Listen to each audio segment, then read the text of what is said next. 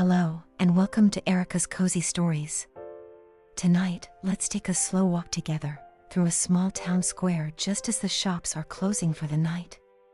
Find a comfortable spot, let your body settle, and let's begin. The air is cooling as you step out onto the square, that soft, in-between hour when the day finally lets go of its warmth. Above the rooftops, the sky has gone a deep, burnt orange near the horizon, fading upward into a hazy blue-violet, the first star or two just beginning to show through. Street lamps flicker on, one by one, as if answering the sky's cue, their glow warm and low against the cobblestones. You start walking slowly across the square, no real hurry to get anywhere, just the simple pleasure of the walk itself. The first window you pass belongs to the chocolatier. The smell reaches you before you even arrive, dark chocolate and something faintly like orange peel, warm and rich, drifting out through a door propped open to cool the kitchen behind it.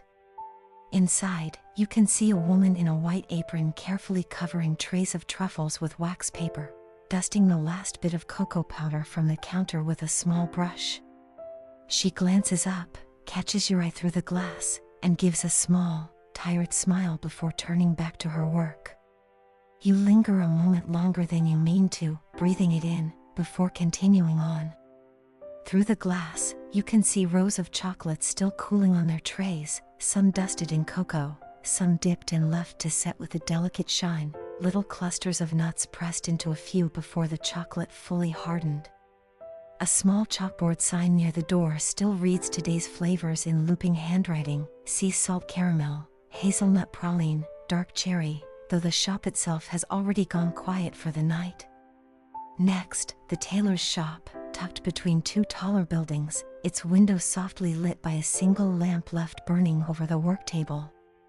Spools of thread in every color line the shelves behind the glass, catching the lamp's warm light, deep reds and blues and soft, muted golds. A half-finished coat hangs on a dress form near the window, one sleeve still loosely pinned, waiting for tomorrow's work. You can just make out the tailor himself, bent over his machine, glasses low on his nose, the faint whir of the needle audible even through the glass. The scent here is different. Wool and steam, faintly metallic from the pressing iron still cooling somewhere in the back. You notice, through the glass, a row of finished garments hanging along the back wall, waiting to be collected, each one tagged with a small handwritten ticket. A pincushion sits abandoned on the windowsill, bristling with pins of every size, and a measuring tape lies coiled loosely beside it, the day's work paused mid-motion. You continue on, past a small fountain in the center of the square, its water slowed to a gentle trickle for the night, the sound soft and steady beneath the evening hum of the town settling down. A few pigeons settle along its rim, tucking their heads beneath their wings, unbothered by the last few passers-by crossing the square. The watch shop comes next, its window one of the smallest on the square, but somehow one of the most captivating. Dozens of clocks line the walls inside, each one keeping its own slightly different time, a soft, layered ticking that you can almost hear even from the street. A green banker's lamp glows over a cluttered workbench, tiny gears and loops scattered across it, and the watchmaker sits hunched over something small and delicate, tweezers steady in one hand. The smell of machine oil and old brass drifts faintly through the door, mixing strangely well with the cooling evening air. On the shelf behind the watchmaker, a row of finished pieces wait for their owners, each one polished and gleaming, hands ticking steadily in near-perfect unison, a small contrast to the mismatched chorus of clocks along the walls. You watch for a moment as he sets down his tweezers, stretches his back, and reaches for a small cloth to wipe his hands before locking the delicate piece away in a drawer for the night. You pass a bookshop next, already dark, its window display of worn paperbacks and a small reading lamp left glowing for atmosphere rather than actual use. A cat, the shop's unofficial resident, watches you from its perch on the windowsill, tail curled neatly around its paws, entirely unbothered by the evening. Beside the bookshop, a small shop selling candles and soaps still has its door propped slightly open, the scent of lavender and something like sandalwood drifting out to mix with the cooler evening air. Rows of candles line the window in soft, uneven shapes, handmade, their wicks trimmed and ready, waiting for someone to light them at home. A woman inside is stacking wrapped soaps into a basket, humming faintly to herself, unaware of you passing by. Further along, the flower stand at the corner is being packed away for the night, buckets of unsold blooms carried inside one by one, the sweet, green smell of stems and water lingering in the cool air even as the awning comes down. And then, at the far corner of the square, the bakery. You know this one well. The smell reaches you half a block before you arrive, warm bread and browned butter, faint cinnamon still hanging near the door. Through the window, you can see the display case mostly emptied, a few loaves wrapped and set aside, the overhead lights already dimmed to their soft, warm evening glow. Someone moves quietly behind the counter, wiping down the last of the flour, the day's work nearly finished. A basket by the door holds a few leftover loaves, already wrapped in paper for whoever needs them, and through the glass you can just make out a tray of tomorrow's cinnamon rolls, covered and resting, ready for the morning oven. You don't go in tonight. You've already had your treat earlier. But you pause for just a moment outside, letting the smell settle over you one more time, familiar and comforting, before you continue on your way. The square is nearly empty now, just you, and the soft lights, and the last few shopkeepers finishing their closing routines behind lit windows. Somewhere, a shutter rolls down with a soft metal rattle.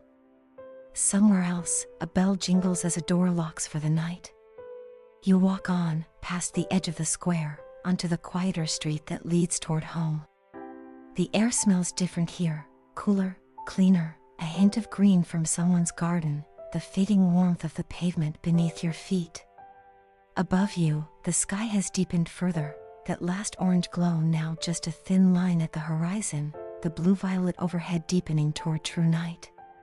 More stars are visible now, small and scattered, the kind you only really notice when you slow down enough to look. You pass a few houses with lights just coming on in their windows, warm yellow squares against the deepening blue outside, families settling in for their own evenings, dinners cooking, televisions flickering softly behind curtains. Somewhere nearby, a dog barks once, twice, and then falls quiet again, satisfied with whatever it was announcing. A wind chime stirs faintly on someone's porch, just a few soft notes carried on the breeze before falling still. Your footsteps are quiet on the pavement, an easy, steady rhythm that matches your breathing, in and out, slow and even. The evening air carries the faintest trace of rain, not falling yet, just a promise held somewhere in the clouds gathering low near the horizon. You don't mind. There's something nice about walking just ahead of it, the air thick and cool, everything holding its breath before the first drop falls. You turn onto your own street eventually, familiar and quiet, the same porch lights you pass every evening glowing softly in their usual spots. Your own home comes into view, warm light already glowing behind the curtains, left on for exactly this moment, for coming home. You climb the steps slowly, the familiar creak of the third one greeting you like it always does, and you pause for just a moment at the door, looking back once at the darkening sky, the last hint of orange long gone now, just soft blue-black stretching overhead, scattered with stars. You step inside, and the door clicks shut behind you, the sounds of the square and the walk fading into the quiet hum of your own home. You hang your coat, slip off your shoes, and let your shoulders drop, the whole walk still settled warmly in your chest, chocolate and wool and old brass and bread, all of it blending now into one soft memory of the evening. You move quietly through your own rooms, flicking on one small lamp near the couch, leaving the rest of the house dim and soft, exactly the way you like it at the end of a long day. Somewhere outside, the square continues its quiet closing, shutters coming down, lights clicking off one by one, until only the street lamps remain, glowing softly over empty cobblestones. And here, inside, everything is still and warm. The evening settles. The thoughts grow quiet. And somewhere between the walk and the window, sleep begins to find you.